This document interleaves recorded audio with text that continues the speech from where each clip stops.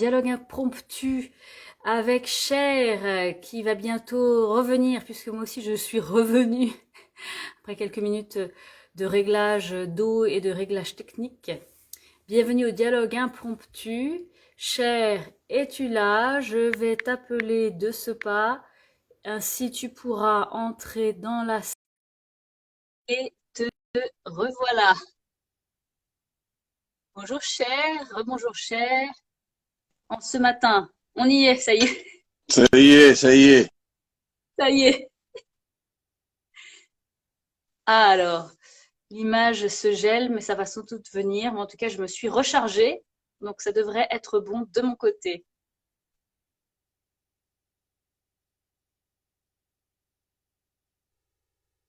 C'est bon là?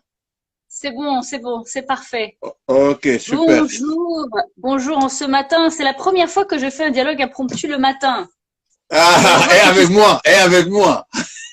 Avec toi, c'est la première fois. Donc on va voir ce qui se lève tôt ce matin. Pour l'instant, il n'y a pas beaucoup de gens qui se lèvent tôt. Aïe. En tout cas, ce dialogue est impromptu et peut être en replay, bien sûr. On pourra le revoir et se l'envoyer pour ceux qui ne peuvent pas y assister ce matin. Cher, le thème de l'expérience, alors, ça t'inspire? Alors, quand tu m'en as parlé, je me suis dit, mais par quel bout je vais prendre cette affaire? Ah Et ouais. puis, j'ai écouté avec intérêt la femme avec qui tu avais discuté, qui avait dit des choses assez intéressantes. Et je me suis dit, je vais le prendre d'un autre bout, tout en disant aussi un peu les mêmes choses. Alors, c'est quand on parle d'expérience, on renvoie souvent à quelque chose d'empirique, si tu veux. C'est voilà, parce que bon, moi j'ai une formation de philosophie et d'anthropologie, mais quand on parle de l'expérience, on pense au grec, je sais pas, ils appellent peira, c'est-à-dire l'essai et l'épreuve. Et ça c'est assez intéressant, tu vois, qui renvoie à l'essai et l'épreuve. D'où d'ailleurs on va dériver en peira, qui va désigner tout ce qui est acquis ou connu par l'épreuve. Et moi ça vraiment c'est voilà, ou la rencontre des faits sensiblement perçus, c'est-à-dire l'expérience. Et donc, on peut dire avoir de l'expérience, tu vois, à partir justement, bon, de choses qu'on a vécues ou connaître par l'expérience. Donc, Bien voilà, sûr. donc connaître par l'expérience qui renvoie donc au savoir. Mais après du savoir, on peut aussi passer à la question de la sagesse. Mais je reviendrai là-dessus. Et puis il y avait autre chose aussi qui Ouais. m'intéressait dans l'expérience, mais je reviendrai plus tard. C'est la question de l'expérimentation. Alors, Ah oui. en Wolof, il y a un dicton Wolof qui dit, je le dis en Wolof, Kulamak Eplay Sagar. Kulamak Eplay Sagar. Cela signifie que qui est plus âgé que toi a plus de fric que toi. C'est-à-dire qu'il a porté plus d'habits que toi.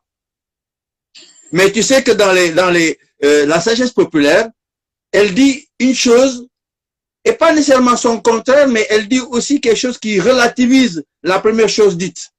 Donc, quand on dit Kulamak Eplay Sagar, on continue pour dire sous le EP, sous le EP Yerevoubès, c'est-à-dire à condition qu'il ait eu plus d'habits neufs que toi. Et tu Ah, comprends ça? petite Ça veut dire que, construction. voilà, voilà. Donc, ce qui signifie en fait que Kulamak Eplay Sagar, ça signifie l'âge donne l'avantage de l'expérience. Oui. Voilà. Mais à condition qu'il ait eu plus d'habits neufs que toi pour avoir des filles, c'est-à-dire à condition aussi qu'il ait vécu plus de choses que toi. Ouais. Donc, alors, et ça, c'est vachement J'aime intéressant. bien Et, j'aime bien cette ouais, ouais. relativisation dans le. Et d'ailleurs, Ampateba, le vieux sage, il disait hein, ça que, oui, avant, on pouvait dire que les vieux avaient plus de savoir, de connaissances par l'expérience, mais qu'aujourd'hui, avec les livres, avec l'éducation, tout ça, les jeunes peuvent savoir aussi, en termes de savoir tout simplement, peuvent savoir plus de choses que les vieux. Mais, Mm. mais il faut faire attention, il y a savoir et sagesse. C'est-à-dire que tu peux avoir plein de connaissances, plein de savoir, mais toi, comme la technique, etc. Mais la sagesse, cette sagesse-là, elle vient quand même avec le temps, quoi. Donc pour moi, il y a dans l'expérience, il y a ça. Et puis, j'ai pensé à quelqu'un comme Edgar Morin, qui nous dit en fait que on peut vivre la même expérience et ne pas en tirer, on peut vivre les mêmes épreuves, on peut dire ça, les mêmes épreuves, et ne pas en tirer les mêmes enseignements. Donc, pour moi, l'expérience, ce n'est pas seulement l'épreuve ou ce qu'on a vécu, c'est expérience, c'est-à-dire ce qu'on retire, les leçons, les enseignements, etc. Sinon, comme disait la femme qui parlait avant moi, c'est effectivement, on reproduit les choses. Quand on les reproduit, souvent c'est parce qu'on n'en a pas nécessairement tiré les connaissances. Et voilà. Et certains penseurs pensent que l'expérience, ça va presque comme la culture. Et je crois vraiment à ça. C'est-à-dire que dans la culture, moi je travaille sur les questions interculturelles. Ouais. Et on a effectivement plusieurs définitions de la culture, notamment celle que l'on donne, c'est la définition de Taylor, qui parle de, je sais pas moi, l'ensemble des connaissances, des croyances, etc., des traditions. On va pas refaire d'une société donnée. Mais dans la démarche, dans la connaissance, en fait, dans la science ou dans la pensée interculturelle ou dans la réflexion interculturelle, on va ramasser plus d'une centaine de définitions et on va faire une synthèse qui va donner en fait deux définitions, deux mouvements. La première définition, c'est la culture en termes de comportements acquis, qui sont dirigés par un processus de résolution de problèmes, c'est-à-dire un peu ce que dit Bourdieu, les habitus, c'est-à-dire des choses que l'on a acquises, qui ont été transmises par nos parents, par notre famille, dès tout petit, ce qu'on appelle l'enculturation, et on les reproduit même de manière inconsciente. Ça va même renvoyer à l'inconscient freudien, quoi. Mais on n'en connaît pas nécessairement le sens. C'est comme ça qu'on le fait. Et je pense que c'est ça qui fait qu'on reproduit les choses parce que cette imitation-là, cette inculcation, comment on appelle ça encore, les Québécois ont bien parlé, des conditionnements qu'on a, font qu'on les reproduit.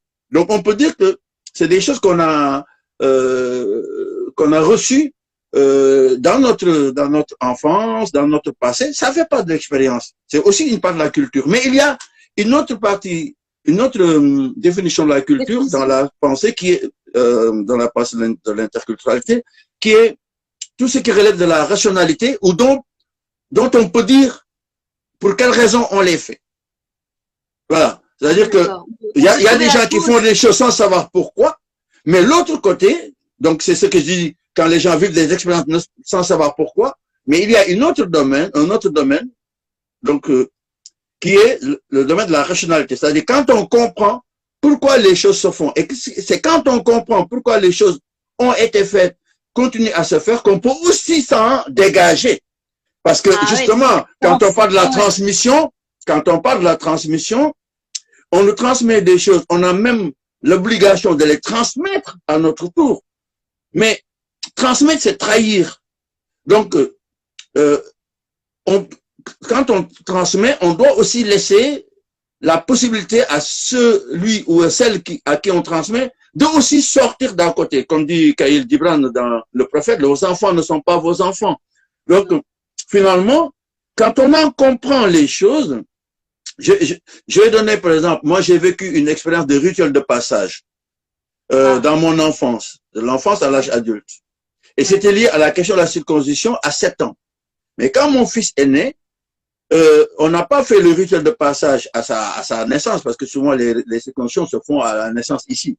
Mais moi j'ai attendu ces 13 ans pour faire le rituel de passage. Donc, ce que j'ai compris en ayant été en anthropologie, parce que ça, c'est la formation anthropologique qui va me le permettre, de détacher l'acte de circoncision et l'acte de rituel de passage, qui dans certaines sociétés se font en même temps parce que l'enfant a atteint le même âge, atteint l'âge de le faire, donc à la fois circoncision et rite de passage, mais il y a des sociétés où les deux sont déliés. Donc, on peut les délier. Donc, quand on en comprend les choses, on n'est pas obligé de les faire tous en même temps, mais si on considère que c'est important et qu'on en a conscience que c'est important dans la vie d'un enfant, d'un garçon et d'une fille, on le met en œuvre cette chose qu'on a reçue de notre passé, et en effet, on s'en détache dans la manière dont on l'a vécu nous-mêmes. On peut donner plein de choses sur l'habillement, sur la langue, sur la musique, etc. Et même sur les interdits, c'est-à-dire on a des tabous, des interdits qui nous sont posés dans notre enfance.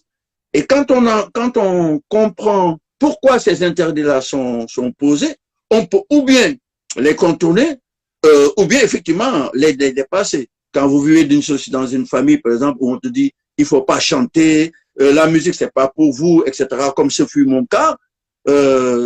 Et après j'ai compris pourquoi on le disait, parce que c'est lié à une question de caste, de noblesse, etc. Et moi dans ma conception égalitaire et humaniste, je me dis mais je vais pas prendre en compte ces interdits-là qui sont fondés sur une rupture, comment on appelle ça encore, une discrimination, un fractionnement des sociétés. Au contraire, moi, tout le monde doit pouvoir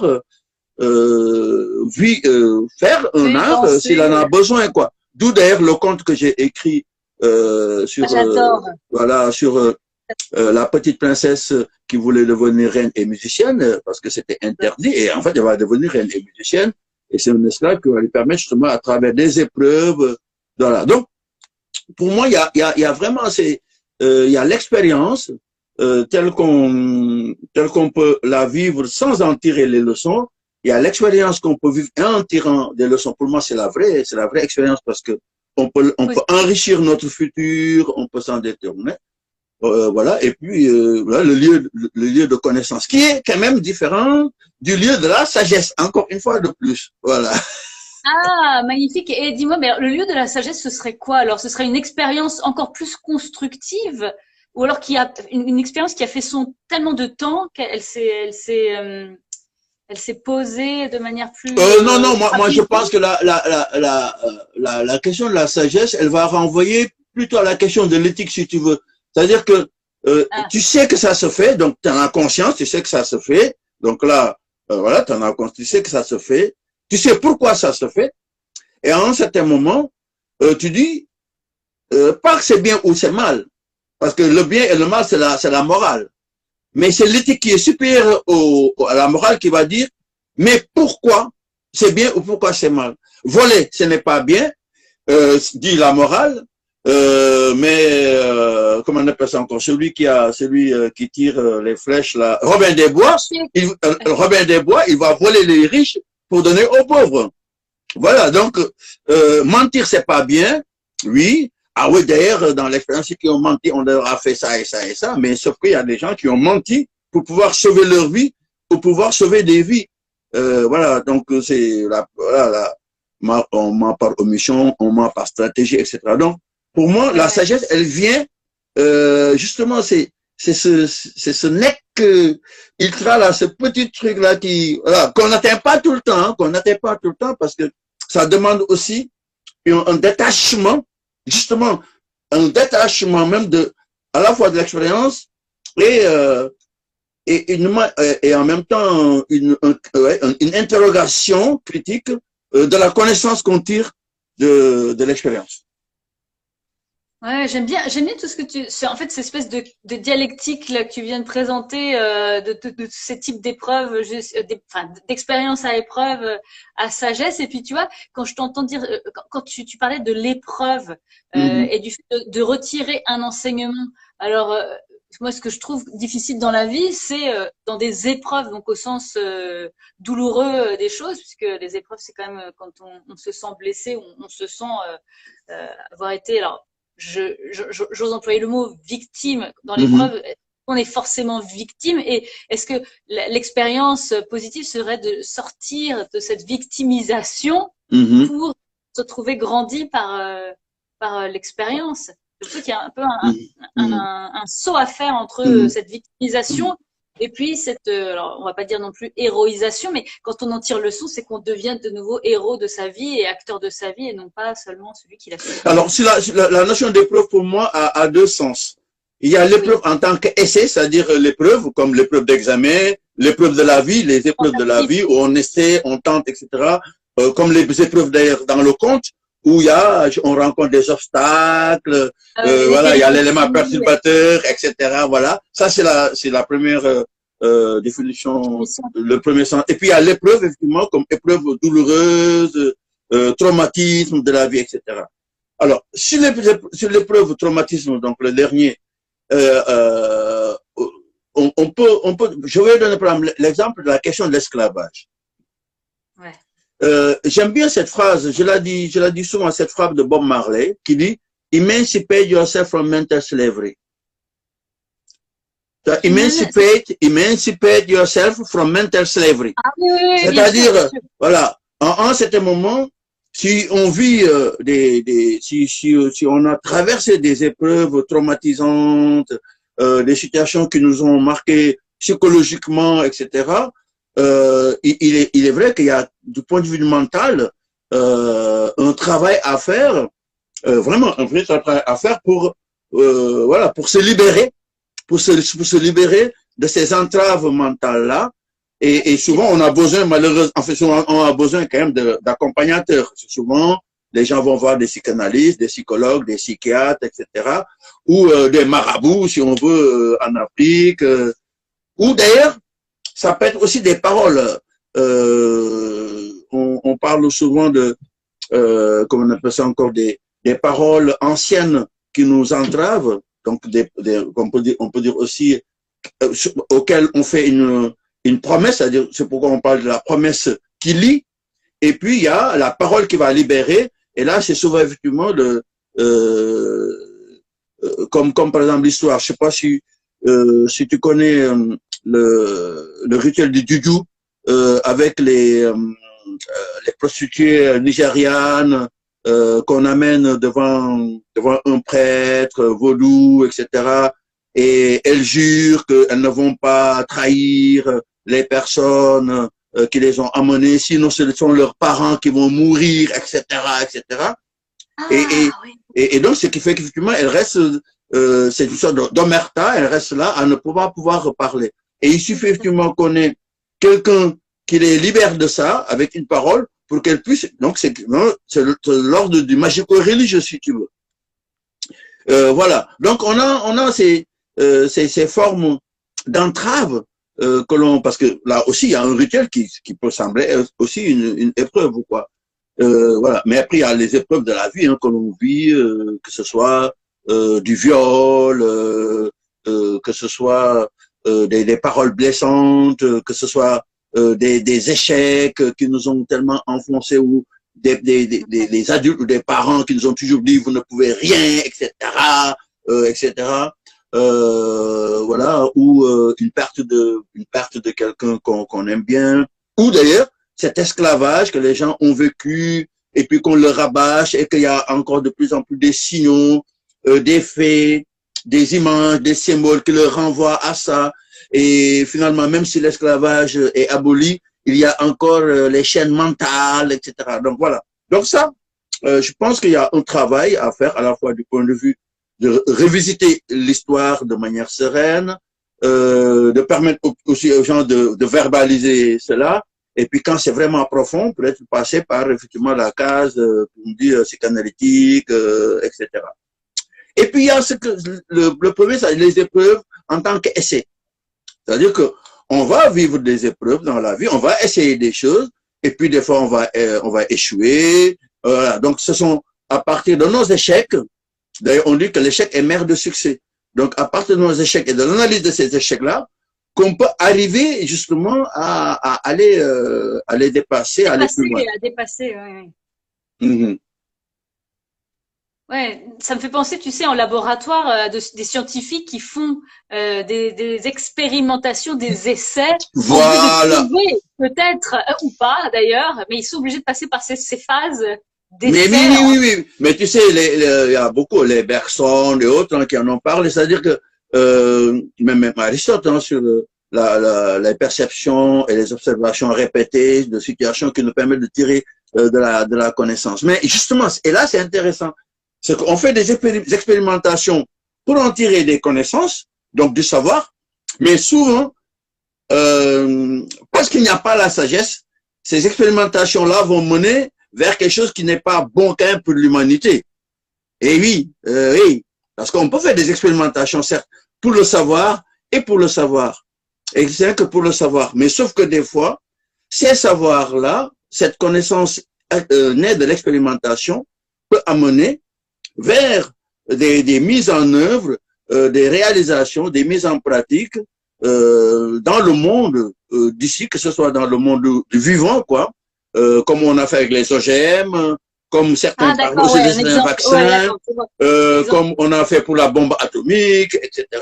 Donc, il y a des connaissances qui sont nées de l'expérimentation, mais sans la sagesse, elles peuvent mener vers quelque chose qui est mauvais et malheureux pour l'humanité, quoi. C'est pourquoi je disais que la question de la sagesse, elle renvoie quand même à un détachement, un détachement de la connaissance, à un regard critique de la connaissance, à une perception critique de la connaissance, pour en guider, en fait la mise en œuvre, quoi. Ah ouais, ça c'est sûr que les exemples que tu viens de donner en termes d'essais, hein, c'est là on voit l'aspect néfaste des essais. Et donc c'est la question toujours de l'intention. Quand je pense que tu dis sagesse, moi je pense aussi à l'intention. Quelle est mon intention? D'où vient cette intention d'essai, de tentative, d'expérimentation pour peut-être faire trouver des choses, trouvailles ou des découvertes. Enfin, moi quand je t'écoute, je pense vraiment à tous ces scientifiques en fait, à tous ces scientifiques qui ont été en laboratoire et qui ont fait des découvertes qui ont changé la face de la planète en bien ou en mal pour revenir. Absolument, absolument. Ouais, ouais.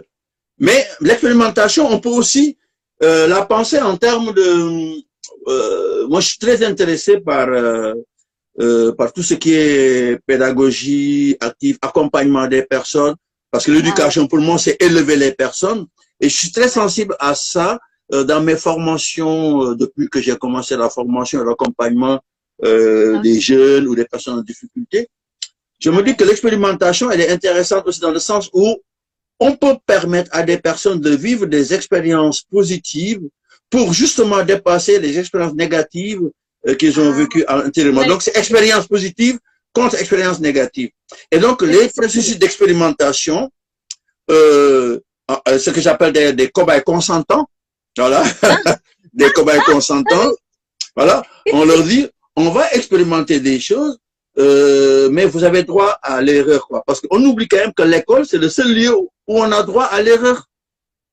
C'est-à-dire, la formation le lieu de formation et le lieu d'éducation scolaire, c'est vraiment le lieu où on a le droit de faire des erreurs. C'est parce qu'à partir de nos erreurs, on apprend. Mais là, c'est sous forme d'expérimentation, sous forme de laboratoire, donc il n'y a pas d'enjeu. On n'est pas dans la pédagogie de l'échec. On est dans la pédagogie de l'expérimentation, et donc quand la personne échoue, on lui dit, ok, voilà. Et donc c'est d'ailleurs comment on appelle ça encore, en développement du pouvoir d'agir, il parle beaucoup du processus de conscientisation. C'est-à-dire la personne, elle fait son chemin, elle fait ce qui est important pour elle ici et maintenant, elle le tente, que ce soit en insertion, ou je sais pas, dans la vie de tous les, ce qui est important dans la relation familiale, etc. Et on lui permet de voir le processus, le processus de son cheminement, et on lui dit, voilà, tu sais, voilà ce que tu as fait. Et puis, elle analyse elle-même, toi, avec la personne qui l'accompagne, quelles sont les conditions qu'elle a réunies pour que ça réussisse, ou qu'est-ce qu'elle n'a pas fait pour que ça ait échoué, pour pouvoir justement en tirer des leçons pour son autonomie. Donc, l'expérimentation, elle peut aussi, tu vois, être le lieu de vivre une expérience, mais dans des moments, dans des instants, en fait, dans des conditions sécures, si vous voulez.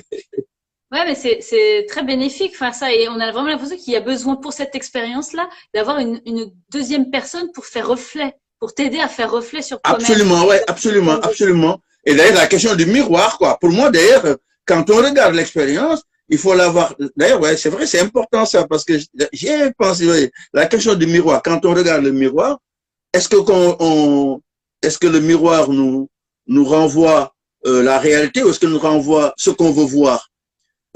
Et donc, ça signifie qu'on va aller visiter le passé. Et donc là, justement, tu me donnes un truc assez intéressant, c'est le lien avec la mémoire.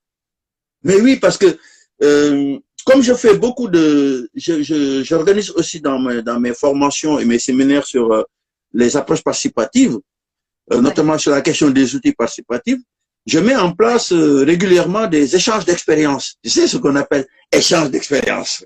Ah, Donc, voilà, échange d'expériences. Et en fait, je me suis rendu compte malgré tout que les échanges d'expériences, ils ont des limites, des méfaits, mais aussi des bienfaits.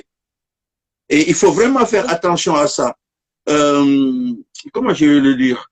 Sur celui qui écoute, quand on fait un échange d'expérience sur, voilà, moi j'ai mis en place une démarche participative sur un territoire, voilà les outils que j'ai utilisés, et la personne raconte son expérience. Ouais. Celui qui écoute, celui ou celle qui écoute, qu'est-ce qu'il va retenir? Avec quel filtre il va analyser l'expérience qui lui est donnée, quoi. Mais celui qui donne l'expérience, il va faire appel à sa mémoire. Mais on sait très bien, comme dit un proverbe africain, quand on demande à la mémoire d'aller chercher du bois dans le passé, elle revient avec le fagot qui lui plaît. Donc, est-ce que la personne, elle rend compte réellement de tout ce qu'il a vécu? Et ce n'est pas possible de toute façon parce que elle ne peut pas rendre compte des circonstances émotionnelles, climatiques, et même design de son expérience. Donc, elle en parle de manière théorique. Donc, déjà, il y a une limite. Ouais. Par contre, ça a des bienfaits. C'est-à-dire que si dans l'échange d'expérience, on pose les bonnes questions pour que la personne puisse parler de ses erreurs, de ses échecs, comment on appelle ça encore, de ses réussites, et que dans la relation de discussion, les questions l'amènent justement à aller chercher le bois qu'elle ne voulait pas chercher. On peut de là, à part de son expérience, tirer au moins les conditions de réussite minimales ou les choses qu'il faut éviter. Mais on ne peut pas faire un échange d'expérience parce que je ne peux jamais, moi, me regarder passer par la fenêtre et je ne peux jamais vivre la même expérience que la personne parce qu'elle l'a déjà vécu. Elle l'a déjà vécu. Ah oui, oui, d'accord. Donc ce sera jamais vraiment un miroir en fait. Oui, ce sera jamais un miroir. Tu vois?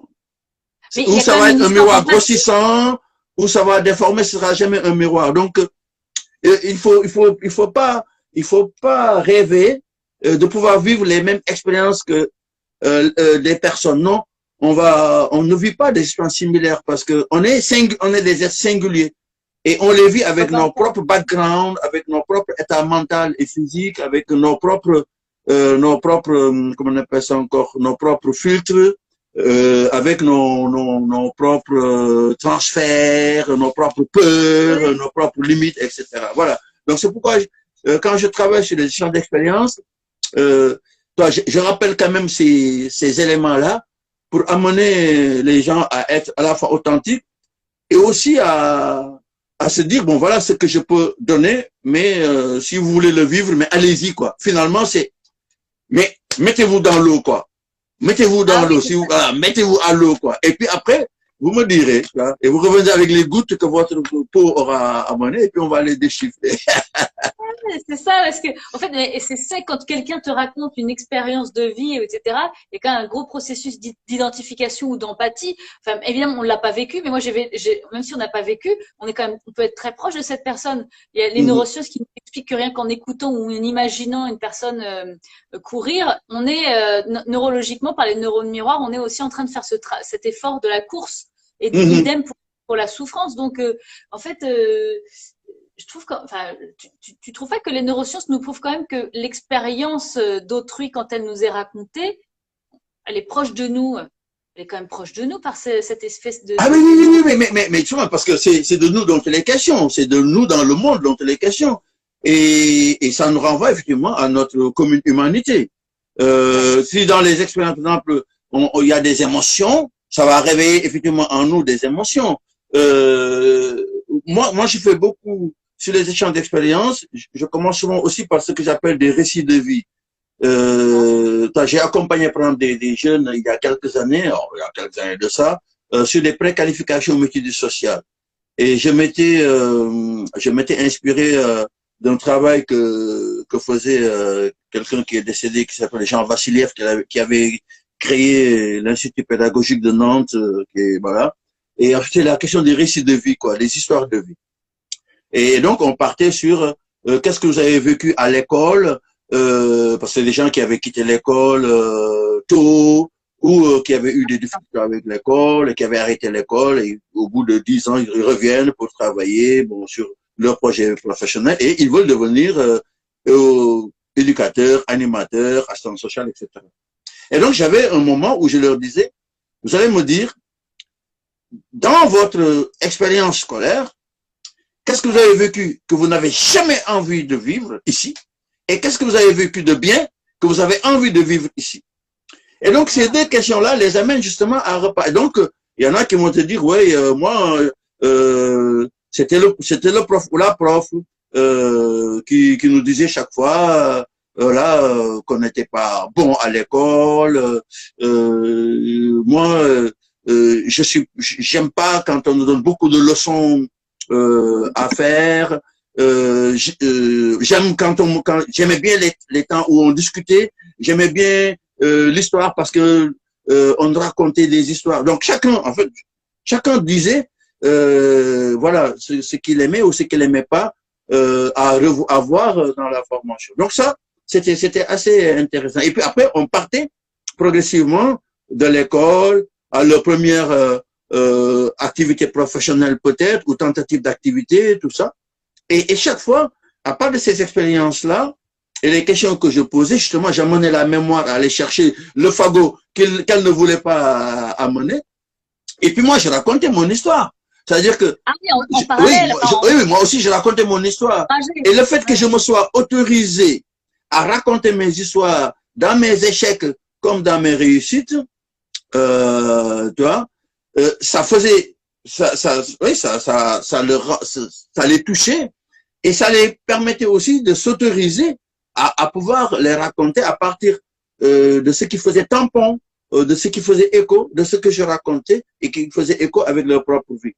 Et effectivement, voilà. Par mimétisme, en fait. Oui, par mimétisme ou par réponse, en fait, par réaction, voilà, par écho, quoi.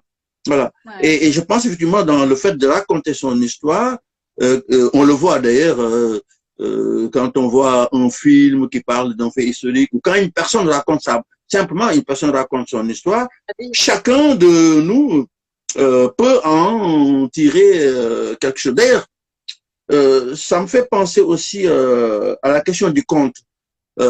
Tu sais que dans les contes Mandinka, par exemple, on dit ça s'est passé il y a très longtemps, mais ça se passe encore. Et ces contes-là ne font que parler de la vie des gens dans ce monde ici, hein, dans les relations familiales, dans leur difficulté peut-être à vivre le monde inconnu ou pas connu, etc. Et on se rend compte que nous, en Afrique, il n'y a pas de conte pour enfants ou de conte pour adultes. Moi, c'est en France que j'ai vu qu'il fallait des tel âge, etc. Le conte, il est raconté. Et en fait, chaque personne, selon son âge, oui, en fonction de son expérience, en fonction de sa situation psychologique, là où il en est, etc., de son attention, etc., va être en tension avec le conte et va en tirer quelque chose. Et donc, on a répété le conte 1000 fois, on n'entend jamais la même chose en fonction de notre état physique et mental et de notre âge. Donc, quand le gamin il écoute le même conte à 3 ans, à 6 ans, il va pas entendre la même chose. À 9 ans, il va pas entendre la même chose. À 30 ans, il va pas entendre la même chose parce que justement, il y a la vie qui est passée et il y a ces questionnements, ces interrogations, etc. Donc, pour moi, effectivement, raconter une expérience comme on raconte une histoire, offre à chaque personne qui écoute la possibilité de capter ce qui fait sens pour lui au moment où il entend la chose, et puis en faire ce qu'il veut. Voilà, et en faire ce qu'il veut. Ouais, c'est ça, c'est la force du conte parce que c'est vraiment, on a l'impression qu'il y a plusieurs couches de sens qui est là dans une même ligne narrative. Ah oui, il y a une sédimentation de sens. Ah oui, il y a une sédimentation de sens, ouais. Et j'adore le fait que tu dises qu'en Afrique, voilà, il y a pas une question d'âge destinataire du conte. C'est chacun y prend ce qu'il veut. Et enfin, c'est quand même la beauté aussi de cet art que de pas cloisonner les âges.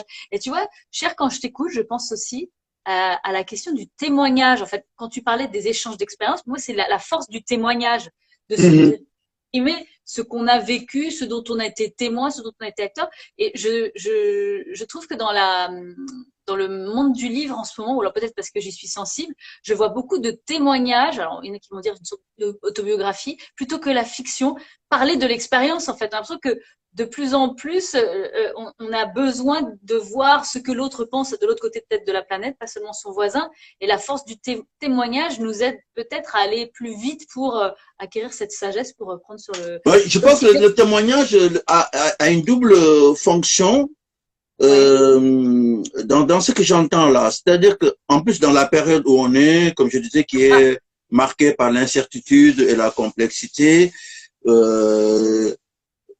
où effectivement l'humanité se sent pour une fois dans sa globalité menacée par un petit virus, le témoignage a une force, a une double fonction. La première, elle nous montre justement notre commune humanité.